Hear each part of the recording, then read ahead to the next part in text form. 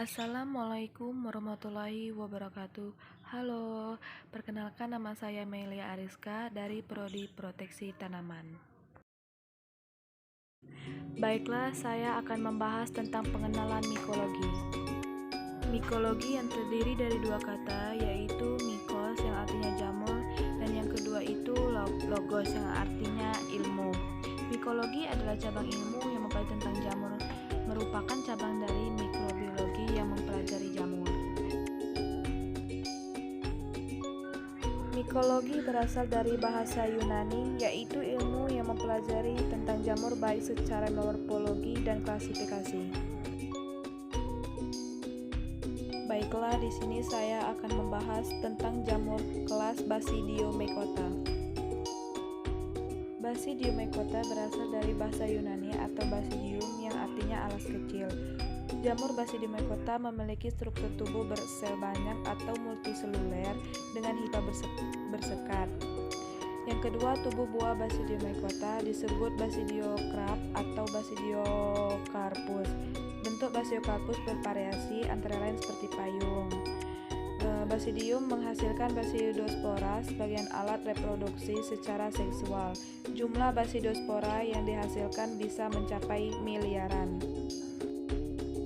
Daur hidup Basidiomycota mempunyai sistem reproduksi yang aneh. Kebanyakan merupakan heterotolik, tapi dengan bipolar atau tetrapolar sistem kawin. Biasanya somatogami atau hefogami dilakukan kebanyakan Basidiomycetes, hidup sebagai dikariotik. Contoh diploid daur hidup yaitu genus Coelura, kadang ditemukan memproduksi klon diploid sebagai spora. Spora vegetatif atau conidia juga ditemukan di Basidiomycetes. Klasifikasi filum Basidiomycota dibagi dalam 3 kelompok utama, yaitu pertama Urediniomycetes, yang kedua Hymenomycetes, yang ketiga Ustilaginomycetes. 2. Ciri-ciri Basidiomycota. Yang pertama, sifat hidupnya heterotop, ada yang saprofit, misalnya Auricularia foliarica, dan parasit, misalnya Ecobasidium vegans. Yang kedua, ukurannya mikrofis dan makroskopis dan bersel multiseluler. Yang ketiga, hifanya bersekat, hifa vegetatifnya mempunyai satu inti yang haploid. Yang keempat, memiliki buah yang disebut Basidiokarp. Yang kelima, umumnya badan buahnya berbentuk payung yang terdiri atas batang dan tudung. 6. Miseliumnya memiliki ujung atau seluruh substrat. 7. Reproduksi aseksual dengan membentuk spora vegetatif yaitu conidia. 8. Reproduksi aseksual dengan membentuk spora generatif yaitu Basidiospora. 9. Pada bagian tudung tampak adanya lembaran-lembaran atau bilah yang merupakan tempat terbentuknya basidium.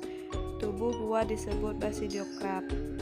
10. Habitat jamur yang saprofit pada sisa-sisa makhluk hidup, misalnya serasa daun ditanam, merang, padi, dan pohon yang mati. Sedangkan jamur yang bersifat parasit hidup pada organisme inangnya seperti tumbuhan dan manusia. Yang ketiga, reproduksi. Yang pertama, secara seksual. Basidiospora, hifa positif dan hifa negatif, saling mendekat, dinding selnya larut plasmogami. Hifa inti 2 haploid berpasangan atau dikariotik. Miselium sekunder atau dikariotik. Ujung miselium dikariotik berkembang menjadi basidium. 2 inti haploid dalam basidium bersatu menjadi 2N atau kariogami. 4 tonjolan pada ujung basidium atau strigma.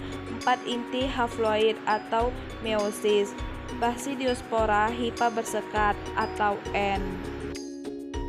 Berikut daur bagan reproduksi seksual Basidiomycota.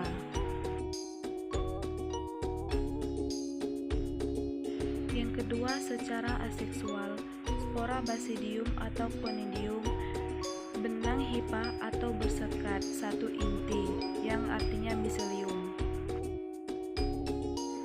Berikut contoh Basidiomycota bisa yang merugikan. Yang pertama, Amanita phalloides hidup pada kotoran ternak dan menghasilkan racun yang mematikan. Yang kedua, Fusinia graminesis atau jamur karat, parasit pada tumbuhan Graminae atau jagung. Yang ketiga, Ustilagomaides, parasit pada tanaman jagung. Yang keempat, Ganoderma aflanatum atau jamur kayu. Berikut jamur yang menguntungkan dan merugikan.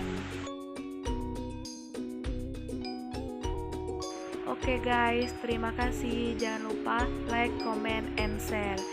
Wassalamualaikum warahmatullahi wabarakatuh.